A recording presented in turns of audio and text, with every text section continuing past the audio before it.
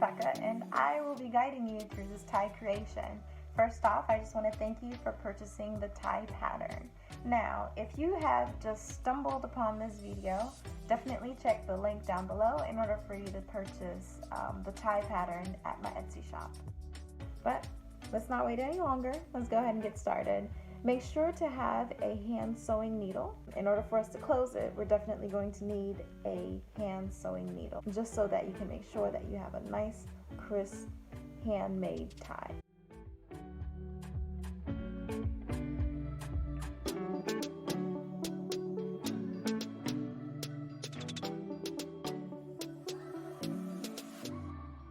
The very first thing you're going to do is line up the notches for A and B. Sew across so that you're sewing on the wrong side of the fabric, right sides together.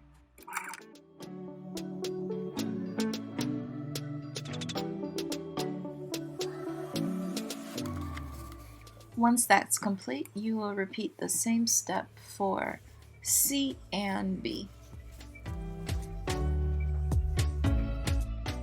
My midsection here for section B is slightly smaller than the pattern, and if you choose to have a shorter tie, it would be the best time for you to do it is in the beginning before you start cutting the actual fabric, and that is why it is crisscrossing here. So now we move on to the lining of the tie. I'm using one of my printable sheets and that I created the care label on. Make sure that your care label has the information that is needed as far as like the fiber content and the how to care for the material. But once you have that listed on there, you can lay the tie lining on top of the shell. Make sure that it's right sides together, and what you're going to do is sew it on the left hand side. Be sure to leave an opening measuring for the seam allowance right at the tip, and from there you back stitch onto that original seam. So from here you will fold the tie lining out of the way so that when you fold the shell over to match the edge, you don't sew over it, right? So make sure that it is out of the way, and you simply have it coming to the very edge of the seam that you had created. From there, you'll have the point. You can line it up perpendicular to the position of the needle and just sew back and forth so that you sew right onto that little edge of where the seam allowance is, or the seam is, when we sewed the original line. The image here in the pattern is very clear, just in case this looks a little bit confusing through the video, so be sure to piggyback this information with the information in the pattern in the PDF so that you are able to follow along. Both of them together it's like the best way to tag team this pattern, just in case you get lost. But do leave some comments down below if you have any questions at all so that I can answer. From here, you will match up the right side of the tie lining to the tie shell. And you will repeat the same step as to when you did it on the other side. So make sure you back stitch into that original crisscross line and then follow along, and you can pivot around the corner. You don't have to back stitch here, but you can carry it beyond the edge of the tie lining just so that it stays in place and remains secure. As you can see here, my tie lining carried over a little bit. It didn't match up evenly, and it's because the material for the tie lining that I was using is it was cut on bias, so it shifted. So what I would advise you do is, if you're using a very light material, to add interfacing so that it will keep its shape and it won't shift out of place or stretch, or the fibers won't shift and open on you. But at this point, you simply need to clean that point, right? So you got to clip the edges, trim some of the seam allowance off. You can get very close to the seam line, but make sure that you're not clipping in it. Otherwise, you're going to have a hole, and from here, there's not much you can really do besides cut out a new, you can pick out the seam for where you added the tie lining, but you'd pretty much have to retrim that edge in order for you to create a new tie end again. That's the only way around it. So please be very careful. Do not cut where you sew. Make sure you don't cut that seam, okay? Now that the edges are all cleared out, you can turn the tie inside out and kind of just finger press it. Do not put too much pressure on it, because if you cut too close to the edge, then there's a possibility while you're putting the pressure you can make a hole. So kind of just slightly just add in the pressure so that you got a nice straight clean line, and you can repeat the same for the other end. The material that I have here is velvet, and it's slightly stretchy, so I had to use a stretch interfacing to add to the back of it just to stabilize it and to keep it in place. I didn't do that for the other side because that end was satin. I think it was like a doll back or matte back satin. I think I'm saying it right. So it's very sturdy. It wasn't cut on bias, and it wasn't stretching, so I didn't feel the need to do that.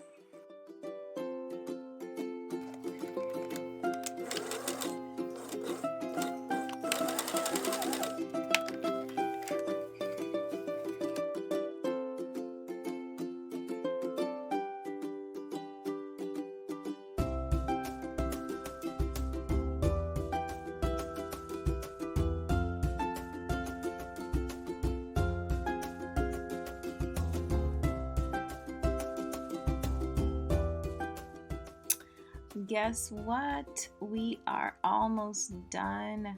Yes, we are. You did it. You're like halfway there, girl. Okay, so now we have to add our little padding in the middle. Be sure to cut it out exactly to the shape, otherwise you're going to have some issues here. So you just simply have to line up the bottom edge to the bottom of the tie. Not hard. Just make sure that it is centered. If you have a material that has images or any form of direction, like if it's a one-way direction, just make sure that you flip it around every now and then so that you can find its center. As you can see here, mine has a print on it, so I'm just simply making sure that the padding for that tie is centered. You know, my little piece of felt here is right in the center, and I don't have the pattern or the design going crooked, because it will show. It will show if it is crooked. It's the very bottom, the very centered piece of that tie. So be sure to keep it in alignment to where you need it to be. From there, you could flip it around once you have it centered, and you can start folding the side edges. If the material again that you use for the lining is a type of material that it tends to shift, you can always pull it up and tack it in place so that it's staying in place with the actual padding. Alright, but make sure that everything is pinned in place before you start folding the edges.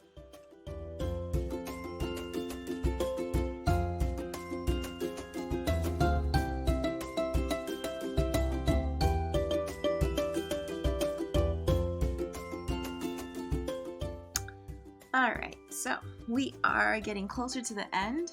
I think this process is what takes the longest out of the whole tie creation because you have to make sure that everything is ironed in place. Like the iron is what's really going to make that tie to have, cause the tie to have like that crisp look that you are looking for. And if it's not set in place, if it's not flattened down, looking smooth, then honey, you need to go back to the ironing board. So you can fold one side over. The side that you're folding over, like the very first side, you don't necessarily have to fold the seam allowance in.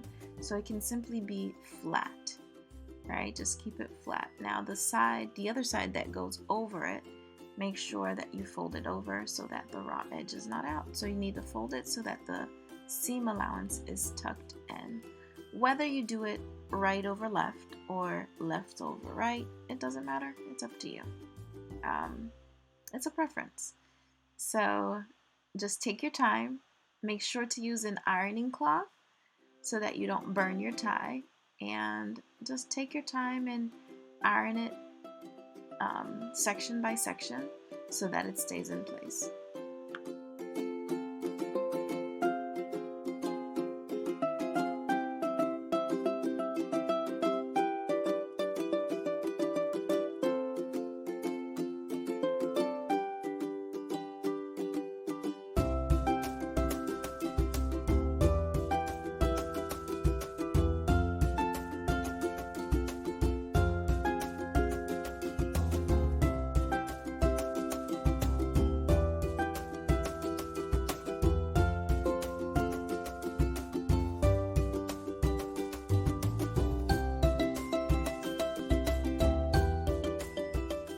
Now that you have completed the ironing, the last part is pretty much hand sewing. So with the measurements that is listed in the pattern, make sure you notate with a pen where you are going to add your back straps, fold them in two, and simply just add them into place. Once you have that location, you can iron it down so that it holds its shape and of course the placement. And from there, you are ready to start threading your threading your needle and just start closing off your tie. Now in this little section here, I made a how do you say this, vertical cross stitch, vertical stitch, just to keep the lining in place. I stitched it to the batting that was inside of the tie just to hold it in place so that it doesn't shift down and everything, you know, remains in place and nice and smooth. But if yours is already stabilized, or you used one of those interfacing that has that can adhere on both sides, then by all means you don't have to create this stitching here, and you can go right into closing off your tie. But as you can see, it's not on the other side, it's just into the batting. And we'll use the same process too, the same steps, so that we can go into closing off the tie. You simply need to make the needle go through to the top portion, and you can line it up to the edge of the actual fold, and then from there you just weave it back and forth. Try to keep the weaving about 1 centimeter apart. Make sure every now and then, make sure you double check so that you are not going out into the shell of the fabric. Otherwise you will have stitches running up your tie, and trust me, you don't want that. As you get closer to the strap, you can remove the pin that kept it in place. Make sure that you hold the seam allowance that is tucked into the tie, and just continue blind stitching so that it's secure in the center. And you keep going with that stitch until you get to the other side. You're going to repeat the same step for the top strap and simply keep going.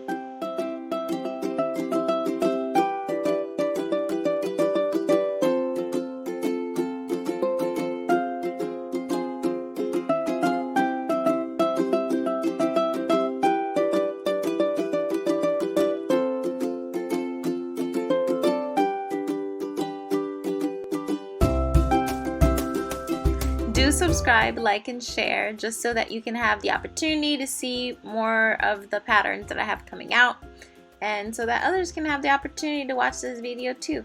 Until then, I will see you next time. Later.